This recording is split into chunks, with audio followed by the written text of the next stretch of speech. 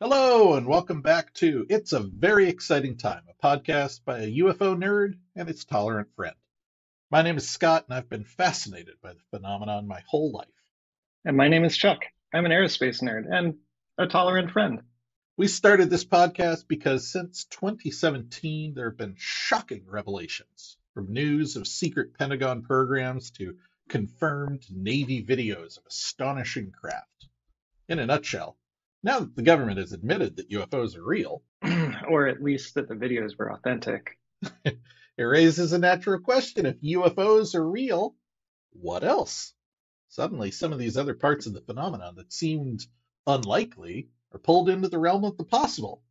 Right? They may still be unlikely, but there's so many explanations for these stories. Even if the truth is more mundane than you're hoping, if any of it turns out to be true, whew, Woo! It's a very exciting time. Okay, Chuck, we're doing it today. We're finally doing it. all We right, are going to what are we talk doing? about we're going to talk about the Nimitz encounter. Uh, Oh, okay. you may have heard of this by a different name. You may have heard of the tic-tac Mm, UFO. yeah, and we kind of One covered it a of little bit a in little our bit, first yeah. We episode, talked I about it think. in Yeah. the yeah. Also, one of those three videos that Hmm. was released back in 2017, specifically the FLIR video, Okay. is literally from the Tic Tac encounter, Okay. which we're going to be talking Oh, cool. about. So the reason we're talking about it is I didn't think of coming into the podcast this way, but Yeah. my boss Jason at one point he's like, "Oh, I really like that you're kind of alternating between like nuts and bolts episodes and kind of Yeah. like Far more out. out there episodes," Yeah. which was not something I considered doing, but it made me laugh immediately because Yeah. it's something that Doctor Who does. As Oh, I understand it, I'd never noticed that. they were qualified as educational programming because they did historical stuff. Okay. So as long as every other episode they Yeah. went into the past, Okay. then on the other episodes they could go into the future and do Go goofy wherever they sci-fi want. stuff. Yeah. so, Awesome. so I feel like this is the same thing. This is me like earning my right to talk to you about goofy stuff. As long as I Yeah. come back and do some nuts and bolts stuff. We Totally. gotta eat our vegetables today, Chuck. Uh-huh. Yeah. I love it. I love it. Let's do it. But that said, these are very good vegetables. This is bacon wrapped asparagus. Okay. The Nimitz encounter is legendary, and it is legendary for a reason. We're going to talk about it, but Okay. what it boils down to is this. Um, well, okay, here I've got a quote here from an article I read that I really like. Okay. It said, "Something totally strange did indeed occur, and it didn't just happen in the blink of an eye. It happened over days, with the Hmm. object in question being examined by a multitude of the U.S. Navy's frontline sensors, as well as by the human eye of some of the best trained and most reliable observers one could imagine. Hmm. And it occurred in a place and time where the most powerful set of aerial surveillance sensors ever created were amassed together and were watching and recording it all." So we still only got one weird video out of it, though. What? Hmm. No, we, meaning you and Okay. All I, right. All only right. All got one little clip of a video. There's a lot more out there right. that Okay. is classified, behind the scenes, etc. Okay. Um, but we're going to talk about all of that today. But Okay. the main thing that I want to do is I want to kind of establish context.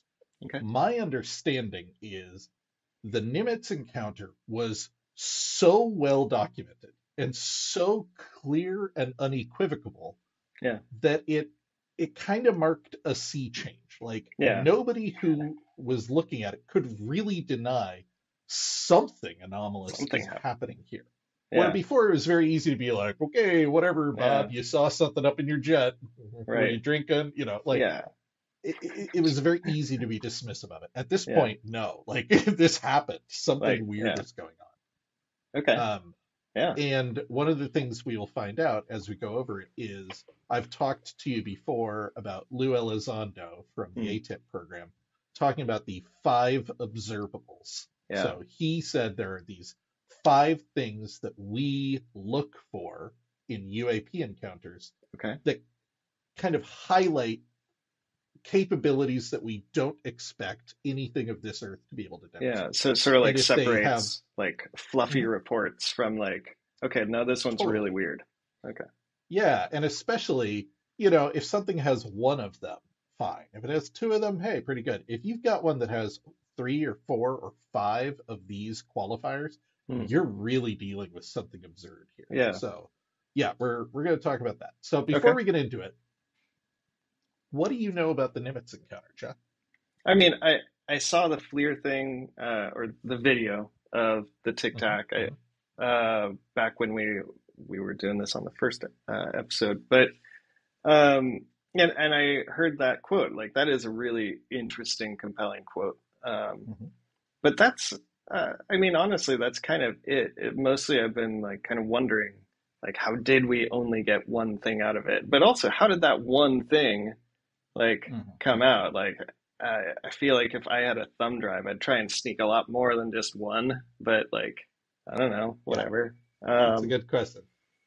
But yeah, And to be I don't know clear, we much. still don't know the provenance. The provenance is not the right word. We still don't know how that video got leaked. We Right. know that recently, what's his name? Worms. Oh my God. We talked about it so much last time. Chris Mellon, Jesus. Oh, right. Chris Mellon claims to have been the one to receive the video from someone in Mm, the Pentagon, okay. and he's the one that leaked it to a press. It was later declassified. Um, how Chris Mellon got this video, who gave it to him, and why Right. they selected this portion of what is widely acknowledged to be a much longer video. They Mm, said the interesting. actual video is something like 10 or 20 minutes long, and Huh. this is just like a small snippet of it. That's unknown. And Okay. obviously, as we're going to talk about today, there is sensor data, there's voice comms, there's the testimony of Right. pilots and all the people on the ground. And some of that stuff has leaked, but none of the recordings and stuff like that. So Hmm. there's more here than Yeah. what we have seen in that one little clip. When That one little when do we clip, get to see this? Like, I want to see that more. that is such a good question. And oh my God, like everybody's kind of hoping that what's Yeah. going to happen with the NDAA and the whistleblower protections is Congress is going to get testimony from more of these people and Hmm. have a firmer grasp of what to ask for and go back to the Pentagon and be like, stop dicking around, Yeah. stop giving us 5 second snippets of 20-minute videos, give us the goods, or we're Right. going to haul you up here in contempt of Congress. Right. Okay. Who knows? But that's kind of the hope is that Yeah. yes, if there's more out there and it's behind locked doors, that we are going to get it. Okay. Cool. I will And tell you not to expect a whole lot from the Navy this year unless they're yeah. forced to. They recently responded to a Freedom of Information request Uh-huh. saying that all Navy flight videos are classified Of for course. security purposes. Yeah. Yeah. Well, but it's not, of course, because they release videos all the time. When they Oh, want to like interesting. show that China was doing something sketchy in a part of the world, they'll put out a Yeah. pilot video, no problem. And they don't Yeah. like obscure stuff. Like they clearly have a process Yeah. for taking these cockpit videos and releasing them without it Yeah. being a security threat. But no, blanket rule. If it has to do with UAP, it's immediately a Yeah. security risk and Interesting. we're running it. Interesting. All So right. And the just to like check in, the UAP report still hasn't come out, right? Still delayed. correct. Yeah, yeah. Okay, I figured as much, Still, but yeah. still MIA. Okay, Yeah. that's great. All right. So yeah, Nimitz Encounter. Yeah. First of all, the Nimitz Encounter is from 2004. Okay. We found out about it, well, really from a variety of places, but as far as I can tell, the kind of first source to talk about it publicly in kind of a definitive way was George Knapp, who's kind of a legendary Las Vegas journalist in this Okay. field. He obtained a Pentagon report when he went to Washington to interview Harry Reid about OSAP and ATIP. Okay. He This is like received a report. 2017 or okay, we don't. I'm not 100% sure, but Okay. yeah, I think in the aftermath of the New York Times story, George Knapp was flying around meeting with people. Oh, okay. All right. Um, Cool. so he obtained a report from the military. Now, I don't know, was this a, Pentagon report? Was this a Navy report? Was this Sure. Pentagon? Was this a third-party contractor? I don't know. But he received the report from the Pentagon. It doesn't have a cover letter. It doesn't have a date on it. Hmm. So sometime between 2004, when the incident occurred, and when George Knapp was there, someone at the military did an investigation into the Nimitz report. It's Okay. this thorough report. It's like 30 Cool. or 40 pages. So he received this report analyzing the Nimitz encounter. The Nimitz, if you're unfamiliar, is a super carrier, and Okay. this incident occurred with its carrier group Hmm. near San Diego. So there are actually a bunch of ships and pilots involved. I have left out a lot of these details from the story because it gets kind of confusing. Like, Yeah. we're going to talk about Commander David Fravor, who's flying out doing this. He actually wasn't on the Nimitz. He was tasked to the Princeton, and they took it. But the point is, the Nimitz supercarrier group as a whole was operating in the area of San Diego. They were set to do a training exercise. Okay. They were doing this training exercise because they were about to be deployed to the Gulf, because this was during the war. So this was kind of a shakedown of the new crew before they sailed out. Wait, which Gulf? I don't actually know. Okay. I assume we're talking about Afghanistan, but I'm Okay. not actually sure what's Okay. going on.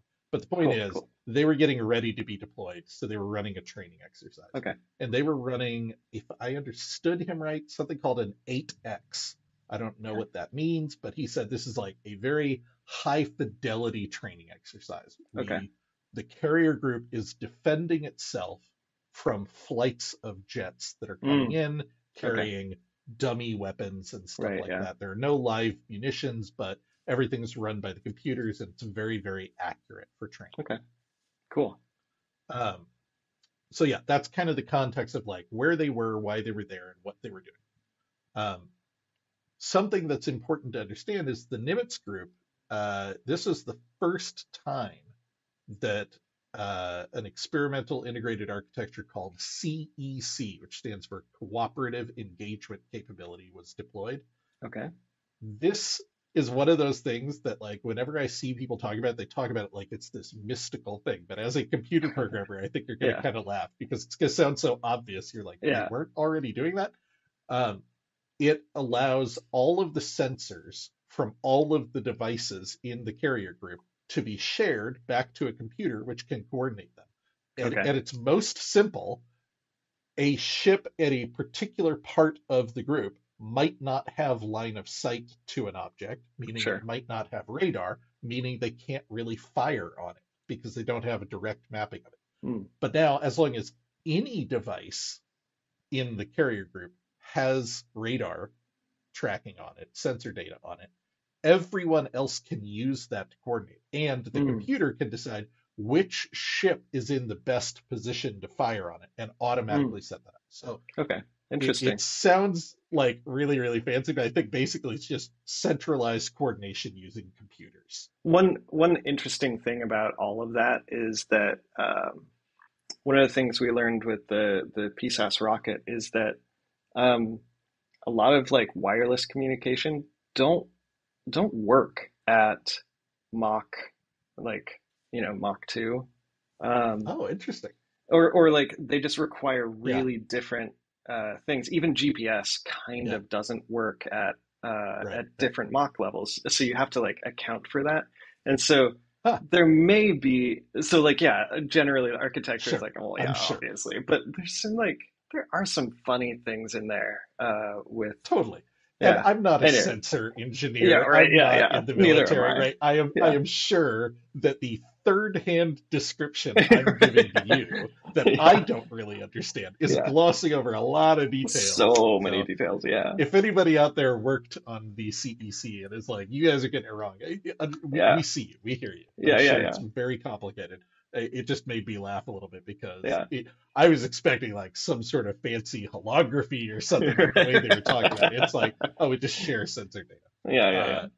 But the point is, this is the first time this system had been deployed in a carrier group. So this carrier group is bristling with sensor data to a degree that literally no other group on the planet had before that point. Okay. And as I understand it, also around this time, they were upgrading the radar Hmm. on a lot of the boats, and in Okay. particular on the FA-18 Super Hornets, which is Okay. what the pilots were flying, meaning Okay. they literally have radar capability they did not have until recently. Ooh, interesting. Okay. And what you hear from some of the radar technicians is, yeah, we installed these new radars and these new systems, and we're suddenly picking up signals that we weren't before. Yeah. And the Is it a bug? signals look like garbage. they Yeah. look they're obviously wrong. We're tracking objects that are dropping from 60,000 feet down to just above the water in a number of seconds and then hover there before zooming off with high velocities and turn rates. It's obviously a bug in the system. Obvious. And Right. he described like we would take down the system and bring it back up again. And he kind of laughed. He's like, just like you would do with rebooting your Yeah, of computer at course. home. Yeah. Turn it off and Which on. I just wanted to say, I appreciate that even in the military, have you tried turning it off and on Yeah. Yeah. again for Yeah. your multi-billion-dollar radar array? Is still Yeah. that's Still works. troubleshooting. Right. Uh, so yeah, this is an upgrade from 80s era radar. Newer systems are detecting things. There's an assumption. I just said all of this. Yeah. Sorry. I'm looking It's at all my good. notes. I'm like, wait, I Yeah. just said all this. Yeah. But yeah, so they brought it back up. It's still there. So at some point they're Hmm. like, okay, the signals are real, but we don't know what they are. They don't match Sure. Yeah. anything we understand. They don't make sense. We can't see anything. We're only picking up electronic signals. Because they Um, were, because if I remember, the FLIR was like super duper duper far away, right? Like way past visual range. Is that right. true? And even more importantly, the FLIR was taken off of a jet, which was dispatched to investigate a signal. So Okay. imagine All you're right. at the carrier group off the coast of San Diego.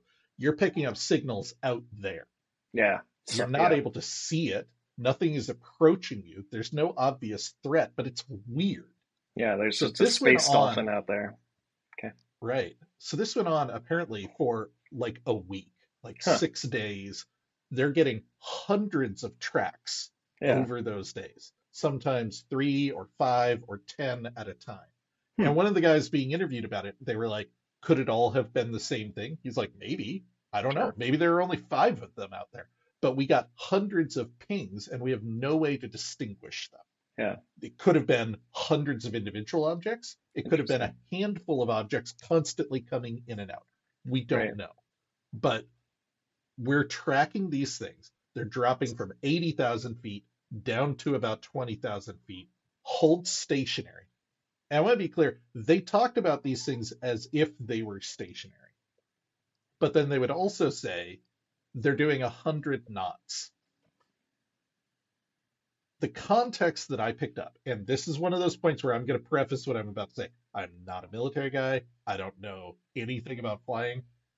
The impression I got is 100 knots is so slow that it is alarming. Like if you're in a jet, you're going to fall out of the sky. Hmm. It is Sure. not something that you see happening.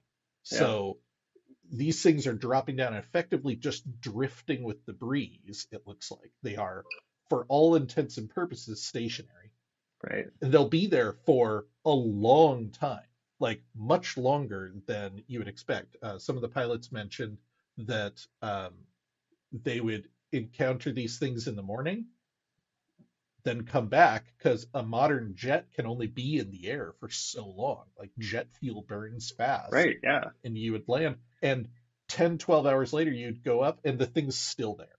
So these things are exhibiting like an ability to stay in the air for durations that we're not expecting, but not like a blimp, like you're Yeah. Right. dropping from effectively orbit. And I can't remember where I found this, so don't quote me on it, but that number you're hearing, 60 to 80,000, they're dropping from that height. My understanding is that is the limit of the radar array's height. Like that's Sure. Yeah. basically up there beyond which they kind of don't care. You're on the edge of space. Yeah. It's not like, oh, that they were at 80,000. No, that's when we picked up the signal. So the implication being these things are It actually was dropping probably from higher. orbit. Right. Right. Yeah. So I just looked it up because I always struggle with this. The Mhm. first iPhone was 2007, and Yeah. so I I really want to know what radar looks like now. But like thinking back at that Yes. time, like Yeah. these Yeah. are Yeah. CRTs maybe, and like No, totally. barely And networked. yeah, Like, I think you're hitting the nail on the head. Now, the military usually has technology in advance of what the public has, and sure, it's yeah, very specifically designed. But uh, this was actually part of the rumor around everybody thinks the next UAP report is going to be very dismissive. One of the quotes that we heard from Susan Gao, the director of the DoD, yeah, actually, I might have gotten that title wrong, but anyway, she was the one who's ultimately in charge of the UAP report. She was like, look, you need to understand some of these legacy reports, referring to yeah, things like the Nimitz, are yeah, happening with old sensor data that, okay, yes, they were unidentified with the technology of the time. We now have much better technology, yeah, and we are not seeing the same kind of things. We are now seeing things we can identify. I don't know if that's true, but it does make sense that in the nearly 20 years since the Nimitz encounter, that we would see a generational leap in hopefully. detection capability. Yeah, Yeah. right. Interesting. Yeah, Um, interesting. Okay. so yeah, for like a week, they're picking up hundreds of unusual radar tracks. They're very strange. They're behaving in ways that don't make sense. Shouldn't, yeah. They're dropping from the limit of the radar's detection down to 20,000 feet or even to sea level, hanging out in unusual ways for unusual durations Yeah. of time, and then going back up. It just doesn't make sense to Yeah. the point where they have rebooted the system multiple times on the Yeah. assumption it's a glitch. Yeah. Um, Which I would be too, eventually, especially as yeah, like totally. this is like the first outing. Like I'm sure the Mhm, operators are like, mhm. "Oh man, this is not going well." Yeah. Like, Now, the story, as I understand it, is on the day the exercise was supposed to start, mhm. the guy who's in charge of interpreting all of the radar data and giving tactical advice to the captain goes to him and says, look, this is an air safety issue at this point. We Okay. are Smart. tracking these things. We need to go investigate them because they are in the same areas of the sky that we want to put planes Yeah. during this exercise. Yeah, right. And the captain agrees. So they decide to dispatch a jet to investigate. Okay.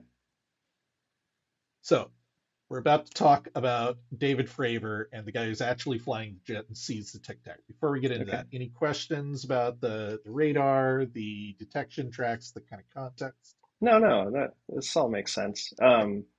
Yeah. Yeah, carry on. Cool. So Commander David Fravor, who's flying a Super Hornet on a training mission, he Okay. and at least one other jet. I don't actually know how many were in the squadron. The impression I got is it was him and one other jet, which was piloted by a woman named Alex Dietrich, who came out later and confirmed the story. Um, they were tasked, they're already in the air preparing for the exercise. They got orders. They said, hey, the training exercise is canceled. We're sending you to investigate a real signal. Okay. They were dispatched to investigate a ghost like signal with no velocity indication. Okay. Now, that is Yeah. them putting it into layman's terms. But Yeah. what I'm taking away from this, again, is they're getting these unusual Yeah. intermittent Yeah. signals that are behaving weird ways, and no velocity indication means it's in one spot. Yeah. This is the one. Go investigate this one. The main thing I want to push back on is I've heard some people talk about the Tic Tac incident as if there was one UFO and one Hmm. pilot saw it. No, there were hundreds of incidents Yeah. over the course of a week. This is just the only one that they put eyes Yeah, on. right. Yeah. And it So, sounds like it was multiple. Was it two people in the same jet or two jets? two jets. Okay. Yeah. So Fravor's flying one, Dietrich is flying another one. And they talk about multiple people seeing it. So I think they Might each have had a had co-pilot, but co-pilots. Yeah. I don't know Yeah, I don't know anything that. about the Super Hornet. So as they're being dispatched out to it, they see this object drop from 28,000 feet down to 50 feet. Okay. The guy in charge of the radar room, the technical area, Yeah. looked it up later. He said it covered that distance in 0.78 seconds Okay. I have no without idea if producing a that's a lot. sonic boom. A Okay. normal aircraft can survive 13 to 14 G forces. This is a magnitude beyond that. So this is Yeah. an astonishing rate of speed. It just drops and it's Yeah. at the surface of the ocean. Hmm. So that's as they're flying out, as I understand it. So Fravor and Dietrich arrive at the area, and they described what's happening is they can't see anything, and Okay. they're not picking anything up on their radar. So Sure. they're receiving instructions from the ship. The ship is telling them this bearing, Hmm. 30,000 feet. Okay, this bearing, not feet, it would have been miles. But anyway, Yeah. the point is eventually they get what's called merge plot, which means their signal and the signal they're investigating are at the same Are spot there. on the scope. The ship Okay. can no longer distinguish between them. You're on top of it. Yeah. So they drop into a circle and they're looking to Yeah. see it. Right. And the first thing they see is a disturbance in the surface of the water. Okay. Now, I watched a bunch of different interviews, read a bunch of different articles. It Yeah. was described a variety of ways, but what they've said is the water was frothing, the water was Hmm. boiling. Fravor at one point described it this way. He said it looked similar to a crashed 737 with waves breaking over the top, like whitewater. Hmm. Now, I want to be clear. He never said there was a crashed Yeah. Right. Yeah. 737. He said there is a Looked like it. disturbance in the water Yeah. that looked like if a 737 had crashed and is settling under the water. The waves are breaking over it. There's this Sure. big disturbance. As they're looking at this disturbance on the water, they spot what they started calling the tic-tac. Hmm. They said they saw a white, featureless object, no wings, no engines, no control surfaces, about 45 feet long, and it looked like a flying tic-tac. Okay. And Fravor described, did yeah, they see it visually or again through yes. instruments? Okay. Interesting. No, this is them looking down at the Yeah. disturbance on the ocean, and they see this thing. Fravor described the outer shell like a whiteboard. Hmm. Um, they said it is moving erratically over the surface disturbance as if it was checking it out. And it's like zipping back and forth, Yeah. like from wingtip to wingtip, just Huh. kind of moving erratically. Fravor noted it did not have any rotor wash like you would expect from a helicopter or a large drone. And it's Okay. like 50 feet, right? Like it's right above the Yeah. surface. You would expect to see water disturbance. Yeah. It's not making it. Again, their jet radar could not detect the object, even at close range. They're still relying on the radar track from the ship. So they're circling around. As they circle around, it appears to notice them and it matches their motion. Hmm. So if you imagine them on a circle, it jumps up Yeah. to the other side of the circle and they're circling each other in the air, Interesting. right? Yeah. So it responds to them for sure. Fravor eventually decides, okay, I'm going to get a closer look. In various interviews, he describes this differently. In some of them, he says, I'm going to get a closer look. In another Yeah. thing, he says, I'm going to intercept it. I Okay. want to be clear, they are flying in jets with no weaponry, Sure. no Yeah. live weaponry. So there's Yeah. no That's fine. chance that he was looking to engage with the thing. Right. Just trying He to just get wanted close. to get closer. Yeah. So again, imagining they're on this big banking around a circle, Right. Fravor turns and dives towards it, like straight towards it, trying to get Hmm. close to it. Yeah. It takes evasive action. He says it shot away at supersonic speed. Quote, an incredible rate of acceleration, like nothing I've ever seen. 1 second it's there, the next, poof, it's gone. Yeah. In a few different interviews, they tried to figure out how far it is, but Yeah. basically what you need to understand is it went from here to invisible in the distance in Yeah. like 2 seconds flat. Yeah. Just an astonishing rate of speed that nothing he's ever seen can handle or Hmm. produce. Yeah. They circle back to look at the water disturbance, and it is gone at this Yeah. point. Interesting. which interpret how you will. The impression I always got was they arrived there just after something had entered the surface of the water and was descending.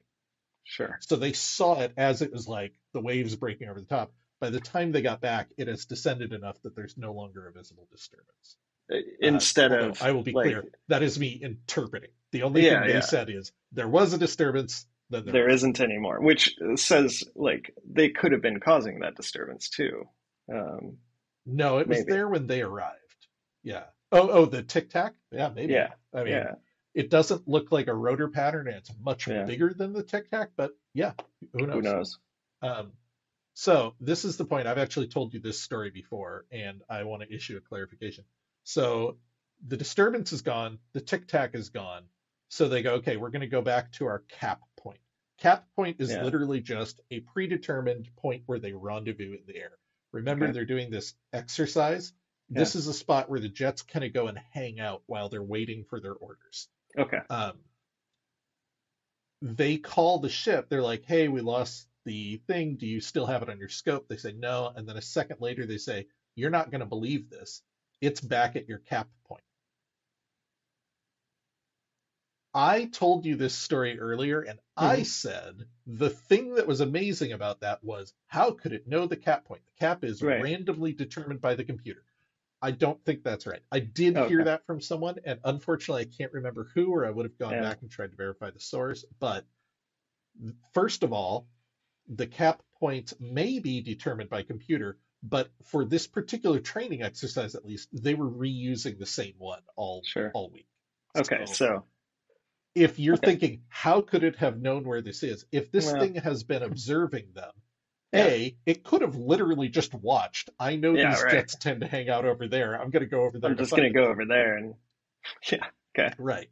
And the other thing is there is communication between the ship and the jets about what the cap point is. So Sure. if you assume that these things are experimental US tech, it's not inconceivable that it could have read the cap point out of the messages being sent and gone, okay, I know where they're heading. Yeah. Regardless, it is at their cap point. That is Okay. remarkable in that it knew where Yeah. it was, but not unexplainable. The reason it is remarkable is because it closed that distance Yeah. in a number of seconds. That was a very long distance. It Yeah. took them several minutes to fly out there. So, yeah, that is the remarkable point. Is it Yeah. covered that And ground that it quickly? could have been a different one too, but still, it sounds like there's a lot of It's there's enough possible. Yeah. remarkableness here that like Yes. yeah, Yeah. whatever. It did shoot off in that direction. Everybody assumes it is, but you're totally right. It drops off radar. It reappears there. Yeah. Interesting. Something someone was pointing out also is unless you have your radar in basically ballistic missile tracking mode, your radar is defined to ignore certain signals that fall Hmm. outside of expected parameters, Yeah. which means sometimes we may not be dealing with something that is literally disappearing from one place and reappearing in another place. It may be traveling so fast that the radar is dismissing Absolutely. it. Yeah. And if you were in ballistic missile tracking mode, you would be able to go, oh my God, we saw it go the whole way Yeah. incredibly quickly at the speed Yeah. of a ballistic missile. So, Right. Yeah. Yeah. Interesting. Hmm. Okay.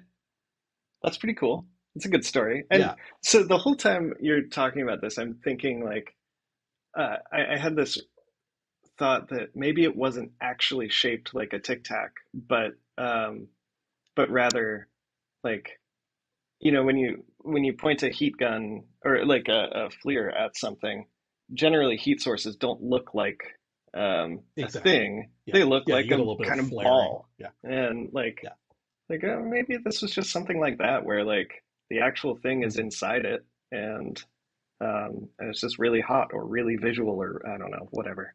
We're just really different. It's bending space time. Like Yeah. it's pretty cool. So that's David Fravor. So at this Yeah. point, Fravor exits the equation. Okay. As I understand it, either then or soon after, Fravor and Dietrich go back to the ship. They land and Sure. they are debriefed. However, there are more incidents that follow this. And you may have noticed I did not say at any point that Fravor recorded this thing. And I Hmm. did say the FLIR video was from this encounter. That's because it Okay. was from one of the follow-up jets, which is Okay. something I've heard this story a dozen times, and I did not put together that it wasn't just Fravor and Dietrich who saw it on this one flight. Hmm. So during the same time period, another pilot on a test flight was asked if he had weapons on board, which is not a usual question to ask during test flights. Yeah. And he was also sent to an unknown target, and he Okay. also saw a big disturbance on the ocean surface. He said 150 to 300 feet in diameter and dissipating as he watched it. Hmm. He did not see a tic-tac, but it happened near the same area. Okay. Now, that story, they did not say, the only time period they gave was during the same time period. So I don't know if that's a day later, 2 days later, 10 minutes later, but at some point, a separate pilot was sent to roughly the same area to investigate and also saw a disturbance in the water. Sure. Um, More importantly, after Fravor returned, another pair of jets were sent up, and the ships started picking up intermittent radar signals again, and Hmm. eventually these pilots were the ones that were able to track it with their FLIR camera. Okay. The FLIR cameras are designed to track other fast-moving objects like jets and Right. missiles Yeah. in the air, so they move independently of the pilots. They pivot Okay. around. They were having trouble getting it to lock on, and eventually they got it locked on. Hmm. This is, I believe, the video where he goes, "Oh, got it!" Yeah. like, so he's excited. Like they've Yeah. been chasing this thing for a while, and he gets it to lock on. It's also the video where we hear him say, "Check the ASA. There's a whole fleet of them out there." So as I understand it, the ASA would mean he's looking at the like all of the signals from Okay. everywhere, and they're picking up more of these things Interesting. dropping down from orbit. So they're not Yeah. seeing them there, but they Yeah. know there are multiple ones. This is just one Right. of them, and they've pegged it. And in that FLIR video, we actually watch it rotate as it Yeah. goes. So it's not So like if weird. you saw a missile or a really fast moving Yeah. drone, you would expect level flight. This Right. thing's zipping across at a high rate of speed, and it starts rotating. Nothing we have flies like that. Yeah. That's not like if your thing starts tumbling in the air like that, that means it's not going to be in the air very much Right. longer. Yeah. Yeah. It makes it seem like it's on like some other plane where Right. that's not where buoyancy isn't necessary. Um, Mhm. yeah. Yeah. So interesting. So I've got a quote here to share with you from another person that I've briefly mentioned, but I want to talk about now for a second. This is Kevin Day. He is the Nimitz Senior Chief Operations Specialist. As I understand it, he is not an officer, he's enlisted, Okay. but this is the guy who basically makes the decisions. He was very careful to be Okay. like, Yeah. I don't make the decisions. I give the recommendations to the Yeah. captain and the Yeah. tactical Yeah. officers, and they make the Yeah. decisions. But he's the one that makes the recommendations to them. Yeah. They're free Yeah. to ignore them, but he's the one who is actually looking at all the information and Yeah. saying, these things are here, we should send guys here. Yeah. So he's been in service for 20 years at this point. He's been on a ton of stuff. This was literally his last deployment and Okay. his last intercept. And Yeah. he said it's really exciting to him that like his last intercept was something really weird. So Yeah. he is the one who recommended that they dispatch Fravor to investigate because it was an air safety issue. So he says, after Fravor, I've got a bunch of other aircraft all punching off the deck of the Nimitz to get ready for the exercise. And they've all got these objects on their data links. Next thing I know, I've got all these interceptors doing their own intercepts all by themselves. At one point, it was raining UFOs. They're all Oh my going gosh. from 28,000 feet down to the surface to avoid the interceptors. And as soon as the interceptors left, they'd go back up to 28,000 feet and continue along at 100 knots like nothing happened. Wow. Huh. So for me, that was a detail I had missed because I had heard this story so many times. I thought it was just Fravor and just Dietrich. It was this one-time thing. So first of all, over a week, they saw hundreds of radar signals that looked so unusual they thought their system was malfunctioning. Yeah, They right. dispatched pilots multiple times to investigate. Fravor and Dietrich made eye contact with them. Another pilot got FLIR video of the incident. Multiple pilots saw the disturbances in the water. Multiple people are seeing the radar signals of these things dropping. They are clearly evading and interacting with our jets. So if these were just like balloons or something Yeah, right. natural, you wouldn't expect them to like interact with the pilot. They're, Right. I don't want to say playful, but they're almost like, oh, I see you. Oh, we're going in circles. Yeah, Okay. yeah, yeah. Oh, you're coming after me. Okay, I'm going to go back to the point where I've seen you flying around before. Yeah, Right? right. Like Like, let's go over there. they are they are interacting with us in a non-verbal way, but that is still Yeah. very communicative. We Yeah, know totally. you're here. We see you doing things. Yeah, it's like And playing. they Did you play the game Journey?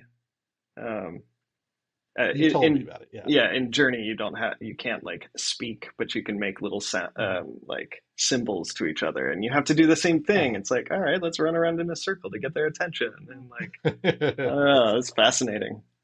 Okay. Yeah. So that's part of what was really exciting Yeah. to me about this was that it wasn't just this one thing. It wasn't a one-time thing. So let's talk briefly about the aftermath of this. So when Fravor is back getting debriefed, and I want to be clear, a lot of the story here focuses on Fravor and Sure. Dietrich because they're the ones who have come forward and spoken publicly about this. Sure. We can assume their stories are similar to the stories that all the other pilots who are involved would tell if they were coming forward, but they aren't. So That might be I'm just saying, true, like, but like, I don't know if you can make that assumption, but I will accept that they are compelling what stories I mean still. is And talking about. Sorry, I misspoke. What I mean is after they got back to the ship and they're debriefing, like what is the at process and debriefing, sure. protocol that they're handling? Yeah. Yeah, So Fravor says, one of the first things they were asked is, were your jets malfunctioning? sure. And they both said no. These are brand new jets with less than 100 hours of flight time on them. They were working Okay. perfectly. He says that afterwards, despite 3 different flights all seeing things, it seemed there was no standard process to follow. Sure. Of course One of not. the articles, right, Like, one of the articles noticed that the crews were heckled by other personnel over the uh-huh. weeks that followed because everybody's hearing this. It's over the Yeah, comms. makes sense. When they were being debriefed, they were greeted by people wearing tinfoil hats. So like Uh-huh. people are making fun of them. It is clear, even though they were taking it seriously enough to dispatch jets to investigate it, when one of those jets came back and said, I saw a UFO, Yeah. everybody treated it like a joke. Yeah. Except they also kind of didn't. Yeah, The right. lead intelligence officer who debriefed Fravor didn't know what to do with the information. Yeah. The report that came out, which remember is the military analyzing what happened, how did we handle it, what could we have done differently. They noted that if Fravor had not been a commander, had not been a squadron CO, and had not been so well regarded, it probably would have been given less weight. They probably would have Sure. just dismissed it. Yeah, right. The intelligence officer sent the FLIR video and the debrief up the chain of command, where another high ranking intelligence officer dismissed the entire thing as part of a counter drug operation based in the area, which, Sure. Yeah. okay, Yeah. fine, I guess.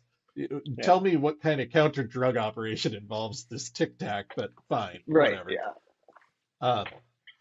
Here's where the conspiracy theory comes in. Multiple witnesses, and I don't mean rando witnesses, I mean serving naval personnel who were on the ship, Yeah.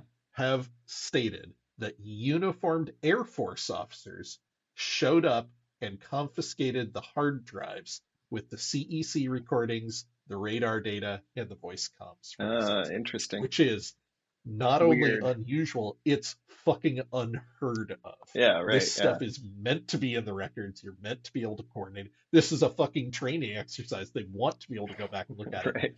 They can't. It was Yeah. confiscated. Interesting. Yeah. And why Air Force uh, instead of like DoD Well, or CIA or and whatever? that's why it gets I back to don't know. conspiracy theory. Yeah, of So course. I'm gonna this next part I'm saying is not grounded in reality. This is the community view of it. Okay, all Is right. all of this stuff has gone back to the Air Force and the CIA since the 40s. So Sure. if anybody has UFO encounters and the military is involved, it's the Air Force who shows up to deal with it. And Got it's it. just kind of understood. Like something weird happens in the skies, the Air Force are Air going to Force. be there to All right. take the information, tell you not to talk about it, etc. Okay, makes sense. Interpret that how you will. Yeah, sure. And suddenly it all disappears. Yeah, Right, right. So I see three notable things here. One,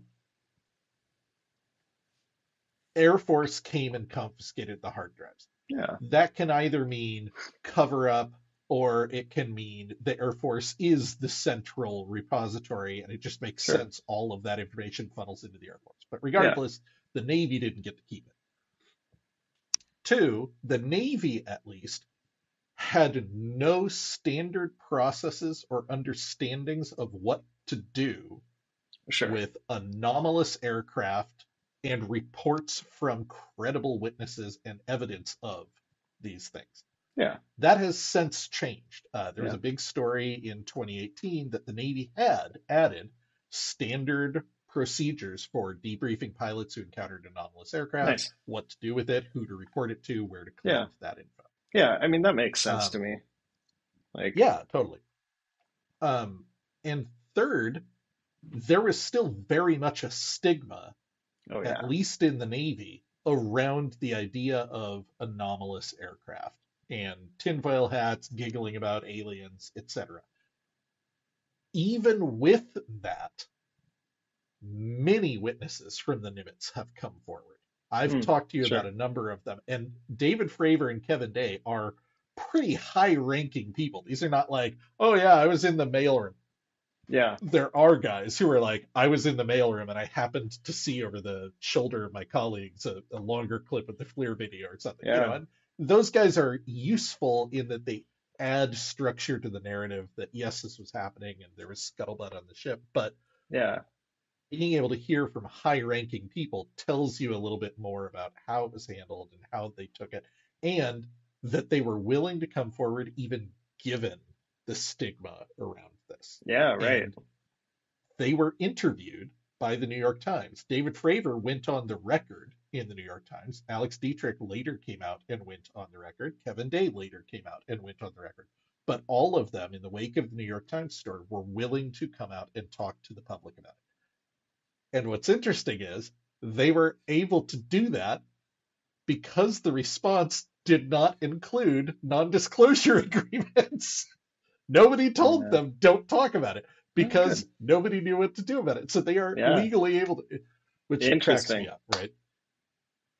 So, I don't know if this is interesting for you, but there's only two ranks in the enlisted ranks above Chief Petty Officer. There's the Master Yeah. Chief Petty Officer, which is like, yeah, rare. It says 1.25% of enlisted members. But then there's the Master Chief Petty Officer of the Navy, which there's only one of. So like Oh yeah. a senior Chief Petty Officer is like that's up there. Like Yeah. yeah, it's interesting. All right. Yeah. So before we Yeah. get to the conclusions, most of the time when people talk about the Nimitz, you may also hear them talk about 2014, 2015 similar encounters off the Okay. East Coast with the Oh, USS Roosevelt strike group. okay. That's cool. There's a 2015. lot less Yeah, it Yeah, seems like there's it a could be a lot lot less better. information about this. So I'm not Okay. going to talk about it a lot, but except to note, there are similar stories. Radar tracks all day long, Okay. unexplainable flight characteristics, and notably near collisions between pilots Oh, on tracing exercises and UAPs. huh. There's a really interesting quote here. He said, we'd go out on a flight in the morning, they'd be out there. You'd go out on a flight in the evening, they'd be out there. They were pretty much always there when we went out. Either they have some source of energy that allows them to stay airborne for very long periods of time, or there's some massive operation involving Huh. hundreds, if not thousands, of drones and boats, and they're constantly launching and landing, and we just somehow didn't see any of that. Yeah. So these are, again, the personnel who are in a position to Yeah. know are saying, could it have been a drone? Sure, I guess, but you need to understand the logistical structure required to keep this Get a drone out presence there. in Like, the area yeah. like that is not like, oh, there's one thing out there, just fly a drone. Like, it's Yeah. not that simple. We're tens of miles off the coast. Yeah. Yeah. Yeah. Interesting. Uh, Another quote that's really interesting: the majority of the squadrons were having the same experiences. And specifically, they were talking about pilots of Super Hornets, the same jets that we Okay. saw on the Nimitz, and pilots of these like flying radar stations. Oh, sure. Yeah. It literally became such a common and near everyday occurrence that pilots would talk about it informally with regularity. Notices were posted regarding the dangers potentially posed by unknown aerial vehicles flying in the same areas that aircraft frequented for training. This action was taken by the base command's leadership because they couldn't figure out how else to address the bizarre issue and its perceived threat to the aircrew's safety. Huh. Again, notable because historically, the default reaction is there's nothing out there, there's nothing to worry about. These guys were encountering them with such regularity Yeah. that it was a safety issue. They're worried that Right. there's going to be a midair collision, and they're telling the pilots, hey, be aware, these things are out there. And there are Yeah. stories of pilots like going up there, two pilots flying, and one of these things will zip between them, Huh. 30 feet off your wing. Like it's Yeah. right there, just whoosh. Like insane, insane. That's Um, wild. I want to know what the notices say. Like, you're right. what are you supposed to do? Like, we don't interact with these. We can't, like, I don't know. I also would like to see them, but I suspect they'd be more boring than you think because no commander is going to want to put his like name on the line. Right? Like, hey guys, watch out for the UFOs. It's going to be like, there have been sightings Yeah. of anomalous objects in the air. Use extra care. I don't know, Yeah. right? Like, it's not going to say, hey, we saw an alien. Watch out. And well, and maybe the notice just says like, hey, report it to this person. Report it to Tony. Totally. Tony knows what to do Yeah. with it And this is or whatever. 10 years after the Nimitz encounter. Yeah, So, what these articles don't cover is, was there a culture shift? Were people taking it more sure. seriously? Yeah. Were they more comfortable reporting it to their chain of command? Did the Air Force show up and take the tapes again? I don't know. Yeah. There is Interesting. one extra little bit of interesting thing here. So, the tic-tac is described as a flying tic-tac, and it is unusual because it has no control surfaces, and that's weird. But a tic-tac, I can kind of wrap my head around. Assuming we found some other means of propulsion and control, I could imagine a human building an object that looked like a tic-tac. It is Sure. roughly aerodynamic. It kind of fits my model. The objects on the East Coast did not look like tic-tacs. They Hmm. were consistently described across multiple sightings and encounters as a dark cube inside a clear sphere. What? What? Yeah. Okay, we're not talking about something that some advanced propulsion lab whipped up, Yeah, and right. like, oh yeah, we got a new anti-gravity. This is what? Huh. Okay. And if it was Wait, just one but these, pilot reporting that, but they were very clear, like in the Roosevelt encounter, yeah. many, many pilots saw these and described them consistently the same way. Does this match up with the Area 51 guy and his description of those craft? Interesting. No, So we got different no. craft. Huh. Lazar has been asked whether he saw anything that looked like a tic tac, and I can't remember if he said yes or no. But the thing is, I wouldn't necessarily trust him if he said, "Oh yeah, I totally saw a tic tac Yeah, in the right. Yeah. '80s in the mountain." Like, I don't know, maybe you did, but also Yeah. like he's He's been been very clear primed. that his memory was hazy, and he Yeah. saw these things for a fraction of a second as he was paraded through. So Yeah. anyway, Yeah. Yeah. Okay. Interesting. all right. Before I get to the conclusions here, any thoughts, any reactions? I just want updated versions, like I know, I 2004 is know. so old. Um, It is. It is. like, I mean, we're doing better than ASCII art, but not much. Like, Right. Yeah. um, But it does kind of help you understand why, for a lot of people, the kind of modern UFO era starts in 2004 with the yeah, Nimitz Encounter. It is a modern encounter with credible witnesses and recordings. We're not dealing with, the morass that is yeah, Roswell. Like at yeah, this point, Roswell is so muddy and convoluted. There's so many layers. This yeah, is if you were to say, okay, we're starting from here, it's a nice clean spot to yeah, start from.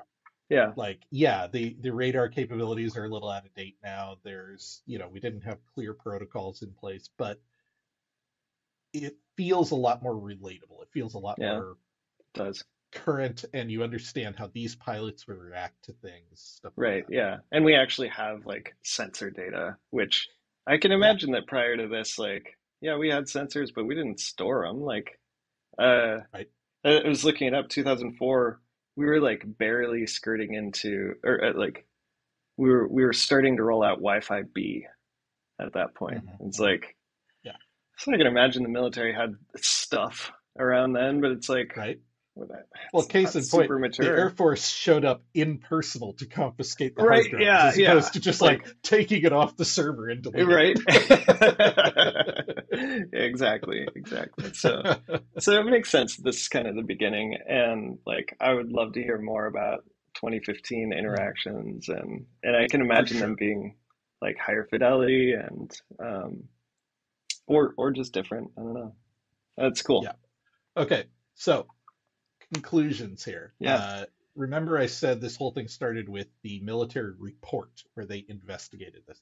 It's Mm. pretty clear from the report that they are not just talking about the encounter itself, but also like, how did we handle it? It's like a post-mortem in the software Yeah, world, yeah, yeah. right? Like, what could we do better? How do we handle this in the Right. future? Like, what nearly went wrong here, etc. Yeah. So they had a surprisingly small number of conclusions that I find fascinating.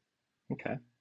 The Nimitz report concludes that the anomalous aerial vehicle, which is AAV, so this apparently Okay. predates Okay. UAP. UAP. So the anomalous aerial vehicle was A, no known aircraft in the inventory of the US or any foreign nation. Sure.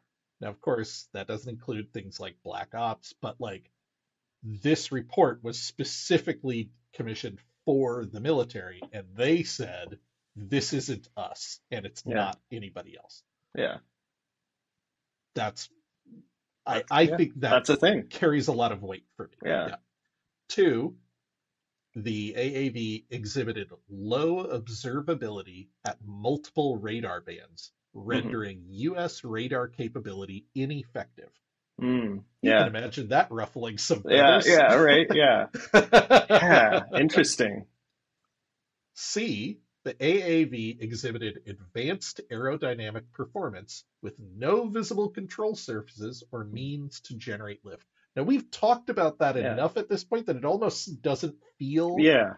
that extraordinary, but when you see it put in print like that, it is worth remembering, like, we're used to dealing with Russians flying MiGs and stuff like that. Hmm. Like, here's the thing, it went faster than we can go. It maneuvers incredibly faster than we can go. It Yeah. pulls G forces we can't handle. There's no exhaust plume, there's no rotor wash, there's no Yeah. jets, there's no wings, there's no flaps. Like, how does this move? We have Right. no idea. Yeah. That one just feels so like it's so far into the realm of unexplained. I'm like, yeah, fuck it, why not? I don't know. Right. The It's first two were almost too weird to interesting. think about. Yeah, exactly. Yeah, yeah, yeah. D, it exhibited the ability to go from stationary to horizontal and vertical velocities far greater than any known aircraft with no visual signature. Sure. Yeah. And Yeah. I think that's worth noting because the FLIR video, especially, I've seen a lot of analyses of it. And the military guys who come in and talk about it, they're like, look, you need to understand this doesn't look like jets or missiles look like through a FLIR camera. Yeah. They have a very clear signature, and they'll put up comparisons, and you can Yeah. see, like, here's an F-18, and you can see this white glowing ball of heat that has a Yeah. clear shape of an F-18. Like, yeah, Yeah. it's glowing a bit, but like it is obviously a jet, and it has this huge plume of heat Yeah. behind it. Yeah. There's nothing. It's just this like glowing blob in the middle of the screen. Like, so the no visual signature, I think, is Yeah. a really interesting thing that people don't talk about enough. Like, there's no contrails, there's Yeah. no It's cold. heat exhaust, there's nothing. It's just there. Yeah. Wild. Yeah. Super interesting. Now these last two, they include the word possibly, which I think is Okay. interesting. Those first four, those are things we saw with Okay. eyes, with sensors, etc. These last two are things that are inferred, but they Okay. were inferred strongly enough that they felt the need to put them in the report. It's not like, yeah, one guy said this. First of all, they possibly demonstrated the ability to become invisible to the human eye. Okay. Now, this is not something we heard Fravor or Dietrich Yeah. talk about, but is implied when they talked about we're picking up radar signals and we can't see them. These ships Yeah. are equipped with what are essentially incredibly high power telescopes and binoculars. Yeah. They are able to see a lot of things. Yeah. They were not getting visuals on a lot of these things. And even Fravor and Dietrich did not see the tic-tac. They went to investigate the larger signal that went into the ocean. And Mm. then they got there, and there's the tic-tac, which is Right. invisible to their radar. They just happened to be at the right spot at the right time to Oh, see it interesting. visually. Yeah. And F, these vehicles possibly demonstrated the ability to operate undersea undetected. Hmm. I didn't mention this, but there was a quote from someone mentioning that the strike group had a U.S. submarine Mm. in the area. I don't know if it was part Okay. of the strike group or just happened to be in the area, but it did not encounter anything underwater. And presumably they sent it to investigate as well, as they're seeing these Yeah. disturbances on the water and things maybe going in and out. They're Yeah. seeing things drop from orbit to the Right. surface of the water and disappear. Right. It's not unreasonable to think maybe they went into the water. Hmm. Yeah. So those last two are possibles, but again, the fact that they felt strongly enough to put them in the report, I think speaks to this is not a casual stoner thought like, oh, what if they did this? Like, there's enough evidence that they weren't comfortable saying it does this, but they Yeah. felt the need to mention Yeah. That's it. And I interesting. find it fascinating how much the conclusions of this report overlap with the 5 observables Yeah. that Lou Elizondo shared with the world. So to recap, those are: 1, anti-gravity, the ability to fly without the apparent means of propulsion or lift. 2, instantaneous acceleration, the ability to reach a high rate of speed in a short amount of time. 3, hypersonic velocity, the ability to reach speeds over 3,700 miles per hour, or 5 times the speed of sound. And Lou's very clear when he talked about this. By the way, we're not saying, oh, they only go 3,700 miles. Like, they get up to 5,000, 10,000 miles an hour. Like, Yeah. but they exceed hypersonic velocity, which is a kind of a milestone for us. It is. Not Yeah. everything is hypersonic. Yeah. 4, low observability, the ability to conceal itself from any kind of radar. And 5, transmedium travel, the ability to seamlessly move through space, air, and water. Lou put these observables together when he was working at ATIP, where his job literally was to go around to different branches of the military, gather their UAP Yeah. reports, and kind of compile a threat dossier. Like, what do we think about these things? Are they something we should be taking seriously? Yeah. You can assume the Nimitz case is one of the ones he investigated. Yeah. But what I pick up from this is I don't think that Lou would have staked his career, quit the military, done all of this based on just the Nimitz. Yeah. Either Right. the evidence from the Nimitz is so much weightier than what we have seen, or more likely, there are many encounters like this, and the rest of them just haven't leaked to the press. Right. Yeah. And through them, Lou has put together this clear thread of these objects we're looking at are not the next generation MiG fighter. These are not some Yeah. high performance Chinese drone. They are able to do these 5 things, any one of which is remarkable. When you put the 5 together, we are not talking about a Wow. generational leap. We are talking about a Yeah. quantum leap, Yeah. well beyond what anybody on Earth is capable of doing right now. And Yeah. that, for me, is what brought me back to being a little bit more dismissive of the idea that this is some black ops project or Yeah. some Yeah. foreign adversary. Like, again, not being in the military, not knowing what they had, it's kind of easy to assume, like, yeah, but they Yeah. probably have some stealth jet that we haven't heard of. Yeah. They don't have a stealth jet that can do this. No, The they don't. only reason I can get to the idea that they might have a stealth jet that can do this is if they also have a crashed flying saucer that they reverse engineer. Like, I Yeah. don't see a way to square the circle here Yeah. Yeah. without there being Right. advanced stuff involved. So Yeah. that's my take on it. You're free to disagree, but No. I find myself coming to that conclusion when I look at that. No, like the anti-gravity and the hypersonic are fascinating to me because like the our understanding of the vehicles that do these things, it is very challenging to move between Yeah, regular flight, supersonic flight, and then hypersonic. yeah. And Not to mention generally they between don't. space, air, and water. Right. And generally, they don't work well. Like a hypersonic vehicle doesn't work supersonic. Exactly. And it's just fascinating the idea that Right? something could also just chill out 50 Yeah, feet above the water. Like, right. but that's You so can weird. imagine working up a hypersonic missile that can achieve the Yeah, velocities these things achieve. You don't have totally. a pilot in it. It can't turn, No, not the no, way these things are going. And it certainly can't suddenly stop and hang out in the air going no, 100 knots at 50 feet over the water. no. That ain't a thing. No, generally we have to launch them from already supersonic vehicles Exactly. and Yeah, yeah, yeah. with a freaking rocket on the back. Like, yeah, Right? they're weird. Um, Okay, so there's a few quotes that I want to close yeah, my do part it. of this out with. So, first of all, David Fravor. So, there was a guy interviewing them at a convention where a bunch of the Nimitz personnel came and all kind of spoke publicly about it. Okay. And this guy followed up with each of them, asked really smart follow-up questions, but he has one question of each of them. Do you think this is something not of this earth, or do you think this is something like advanced black budget, like hidden program? Fravor, the pilot, said, I believe, as do the other people on this flight, that it was not something of this world. Sure. Okay? Okay. Gary Voorhees, who I haven't mentioned before, but Okay. he was one of the technicians working on the CEC system. He was the one who told the Okay. story about rebooting it.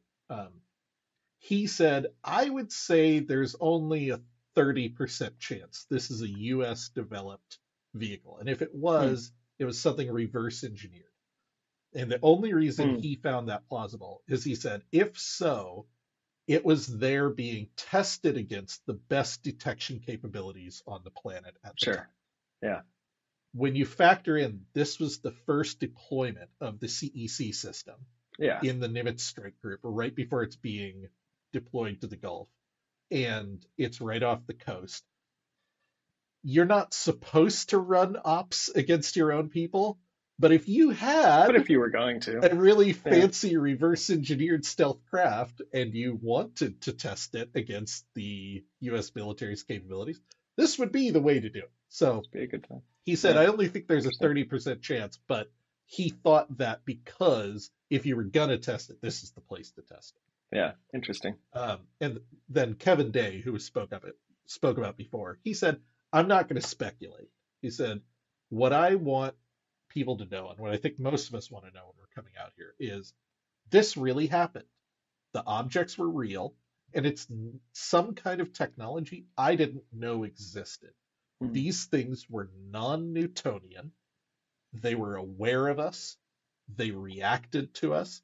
Yeah. And they seemed to be prescient as well. He Yeah. explained that later. He was referring to the cap point. Yeah. At no point did I ever think they were hostile. I think they just wanted to be left alone. Hmm. Sure. And I find that fascinating because that is one thing we don't talk about enough is like it's a big leap already to imagine this is a non-human presence. Sure. Yeah. But one of the obvious questions is, what do they want? Sure. And Yeah. I think he makes a very valid point. If this is non-human, it sure doesn't seem to be interested in fighting with us. It Yeah. sure doesn't seem even really to be interested in engaging with us. Right. We were in its space. It was Yeah. already here. We Yeah. flew out here, started doing our things, and it kind of reacts to us, but it didn't try to chase us off. It didn't try to Yeah. scare us. It just every time we got near it, it dropped away. Yeah. It's Like like, that God, you doesn't messed sound up the hostile, experiment again. right? Dropping 737s in. Like, Yeah. Oh man. Okay. yeah, that's Well, interesting. I gotta admit, Chuck, it feels good to have this done. This was one of Yeah. the ones I told you before we started recording. I was a little nervous about this because Yeah. anytime we start talking about these kind of nuts and bolts stories, I feel a little bit higher obligation to get the Yeah. details right.